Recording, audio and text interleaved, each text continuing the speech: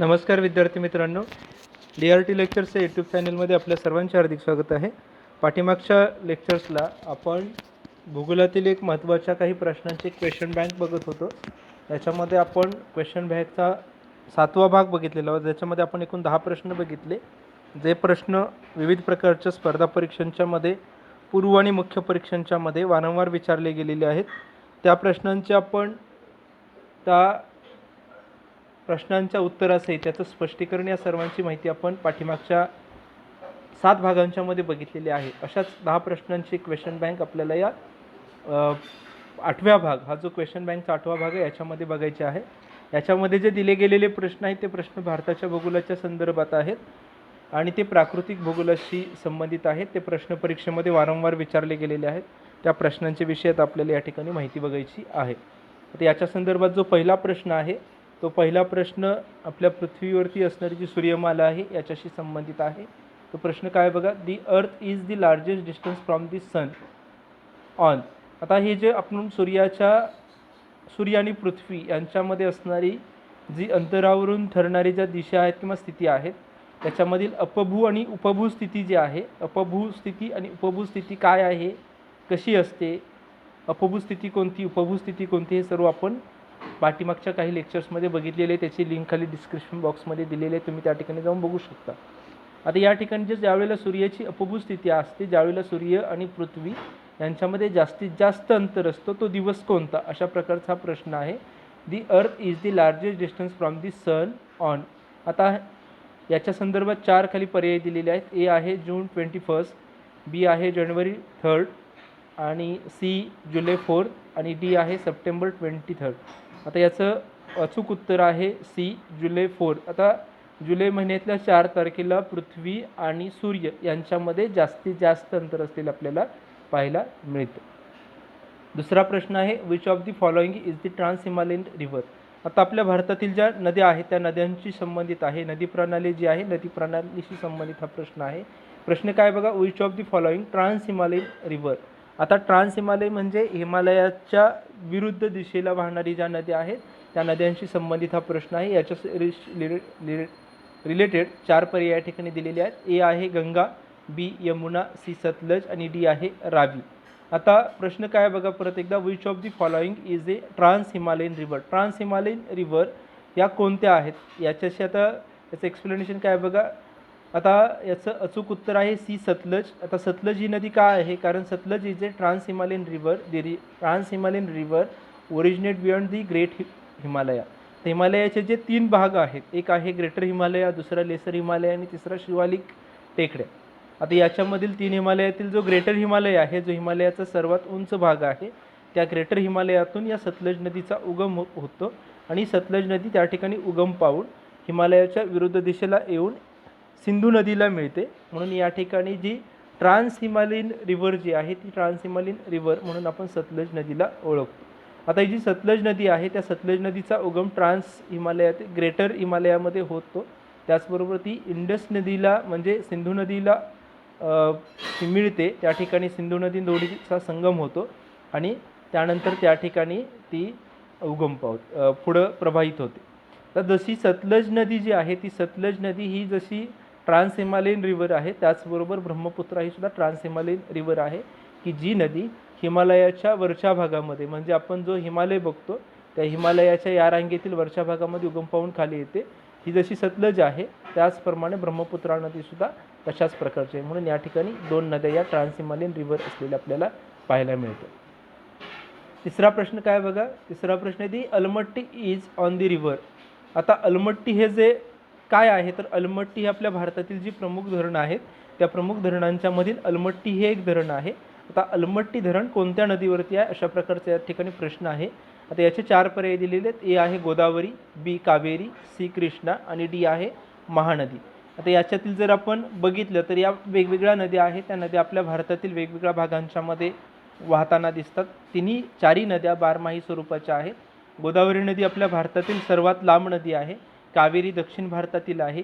C ही सुद्धा महाराष्ट्रामध्ये उगम पावते आणि डी ही उत्तर भारतातील एक प्रमुख उत्तर भारताच्या दक्षिण साईडला असलेली एक प्रमुख नदी आहे, ती महानदी म्हणून आपण तिला ओळखतो. आता याचं अचूक उत्तर आहे सी. अलमट्टी हे जे धरण आहे, अलमट्टी हे धरण कृष्णा नदीवरती वसलेलं आहे, म्हणून याचं राईट आन्सर सी हे आहे, Krishna. The Almaty is on the river Krishna. The Almaty river over the Bild across river Krishna has reached the maximum level due to heavy rainfall in Maharashtra. आता महाराष्ट्रामध्ये जी होणारी अतिवृष्टी आहे किंवा जो पाऊस आहे तो पाऊस थांबवण्याचं किंवा पाण्याचा प्रवाह थांबवण्याचं काम अलमट्टी धरणामध्ये केलं जातं. त्यामुळे अलमट्टी धरण हे महाराष्ट्र आणि कर्नाटक या दोन्ही राज्यांच्या सीमेवरती असलेलं एक महत्त्वाचं धरण म्हणून ओळखलं जातं, की ज्या धरणामध्ये कृष्णा नदीतून येणारं सर्व जे मोठ्या प्रमाणात मुसळधार पावसामुळे जमा होणारं पाणी, ते जमा होणारं पाणी साठवण्याचं काम अलमट्टी धरणामध्ये केलं जातं.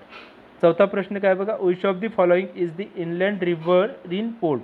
आता इनलँड आपण पोर्ट माहिती आहे आपल्याला, पोर्ट म्हणजे बंदर. बंदर आपण प्रामुख्याने बघितलं तर समुद्राच्या काठावरती असतात, परंतु इथे काय प्रश्न आहे बघा, which of the following is and inland river in port. Inland म्हणजे कोणता तर समुद्राचा भाग सोडून जो अंतर्गत जमिनीचा भाग आहे, अंतर्गत जमिनीच्या भागामध्ये नदीमध्ये असलेलं बंदर कोणतं. आता याच्यामध्ये असणारे एकूण 4 पर्याय दिलेले आहेत. ए आहे कोलकाता, बी मुंबई, सी चेन्नई आणि डी आहे ते म्हणजे तुतीकोरीन. आता याच्यातले आपण 4ही पर्याय बघितले तर बी मुंबई हे आपल्याला समुद्राच्या काठावरती आहे, महाराष्ट्राची राजधानी आहे, त्याचबरोबर भारताची आर्थिक राजधानी आहे. चेन्नई हे सुद्धा समुद्रकिनाऱ्यावरती आहे, तुतीकोरीन हे सुद्धा समुद्रकिनाऱ्यावरती आहे, कोलकाता हेही समुद्रकिनाऱ्यावरती आहे. 4ही आपण जर हे जे सिटी बघितल्या तर त्या समुद्रकिनाऱ्यावरती आहे. मग याच्यातील अचूक उत्तर कोणतं आहे तर राईट आन्सर याचा आहे ऑप्शन ए कोलकाता. कोलकाता हे जर आपण बघितलं तर समुद्रकिनाऱ्यावरती आहे, परंतु या सिटीमधून वाहणारी एक मोठी नदी आहे ती म्हणजे हुगळी रिव्हर. आता हुगळी रिव्हरमधून खूप मोठ्या प्रमाणात जलवाहतूक केली जाते, म्हणून Kolkata is an inland river in port is situated along the Hooghly river. Hooghly रिव्हरमध्ये असलेलं कोलकाता या शहरातील नदीच्या आतील भागातील असणारं एक महत्त्वाचं बंदर आहे की ज्याच्यामधून खूप मोठ्या प्रमाणात जलवाहतूक केली जाते. 5वा प्रश्न काय बघा, the river Brahmaputra is known as dot dot as the enter Arunachal Pradesh. आता ब्रह्मपुत्रा ही जी नदी आहे, जसं आपण गंगा बघतो, गोदावरी आहे, कृष्णा आहे, यमुना आहे, या नद्यांच्या प्रमाणे ब्रह्मपुत्रा नदी ही महत्त्वाची आहे. ब्रह्मपुत्रा नदीचा उगम आपल्या भारतामध्ये होत जरी नसला तरी त्याचा बराचसाच भाग आपल्या भारतामध्ये समाविष्ट झालेला आहे. ईशान्येकडची जी राज्य आहेत 7 सिस्टर्स याच्यामधून ही ब्रह्मपुत्रा नदी वाहते, परंतु याचा उगम चीनच्या काही भागामध्ये मानस सरोवरामध्ये होऊन ती वाहत येऊन चीनमधून परत आपल्या भारतामध्ये ज्यावेळेला अरुणाचल प्रदेशमधून प्रवेश करते त्यावेळेला त्या ब्रह्मपुत्रा नदी कोणत्या नावाने ओळखली जाते असा या ठिकाणी प्रश्न आहे. The river Brahmaputra is known as it enters Arunachal Pradesh. Arunachal प्रदेशमध्ये प्रवेश करताना ब्रह्मपुत्रा नदी कोणत्या नावाने ओळखली जाते. याच्यासाठी 4 पर्याय इथे दिलेले आहेत. ए आहे दिबांग, सी आहे ए दिबांग, बी दिहांग, सी सुबनशिरी, डी आहे धनशिरी. आता याचं राईट आन्सर आहे ऑप्शन बी दिहांग. आता ब्रह्मपुत्रा ही जी नदी आहे, ब्रह्मपुत्रा नदी ही दिहांग या नावाने अरुणाचल प्रदेशमध्ये ओळखली जाते. Brahmaputra river originate in the Tibet from the flows as Tsangpo in Tibet. Autonomous river near the Namcha Barwa it's take southern and enter India making as the gorges and call Dihang. आता ही जी नदी आहे ती नदीला वेगवेगळ्या प्रदेशामध्ये वेगवेगळी नावं दिलेली आहेत. तिबेटमधील मानस सरोवरामध्ये ही नदी उगम पावते. या नदीला त्या ठिकाणी सांगपो या नावाने ओळखली जाते. त्यानंतर ती आपल्या भारतामध्ये प्रवेश करते. भारतामध्ये प्रवेश केल्यानंतर अरुणाचल प्रदेशमध्ये ती दिहांग या नावाने ओळखली जाते. 6वा प्रश्न आहे, which of the following peninsular Indian river does not meet the Arabian sea. आता which of the following peninsular river, आता भारताचं जो दख्खन पठार आहे त्या दख्खन पठारावरती उगम पावणाऱ्या ज्या नद्या आहेत त्या नद्यांच्यापैकी अशी कोणती नदी आहे की जी अरबी समुद्राला मिळत नाही किंवा अरबी समुद्राशी तिचा संगम होत नाही.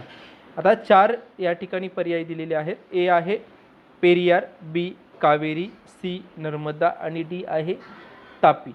आता या 4 पर्यायांच्या मधील जर आपण बघितलं तर पूर्व वाहिनी आणि पश्चिम वाहिनी आपण नद्या बघितलेल्या आहेत.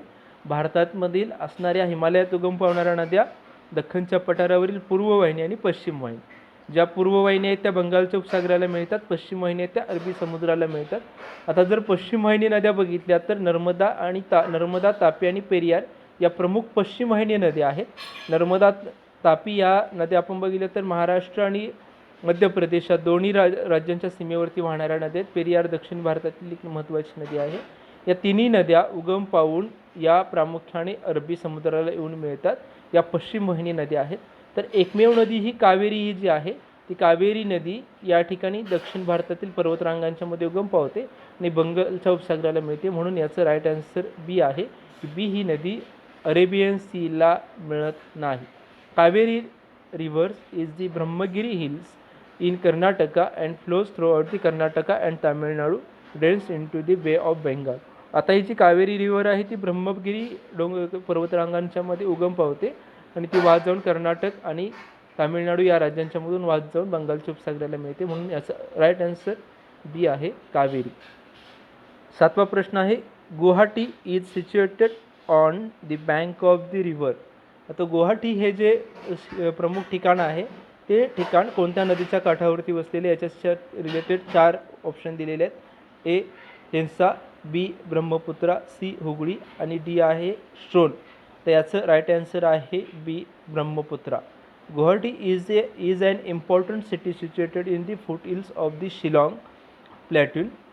It is the located the bank of the river Brahmaputra in Assam. आता गुवाहाटी हे जे ठिकाण आहे, गुवाहाटी हे ठिकाण ब्रह्मपुत्रा नदीच्या काठावरती वसलेलं असून ते शिलाँगच्या पठारी प्रदेशात आहे. त्याचबरोबर ते ब्रह्मपुत्रा नदीच्या काठावरती वसलेलं असून ते ठिकाण आसाम राज्यामध्ये येतं. Guwahati has the declared genetic river dolphin as its city animal.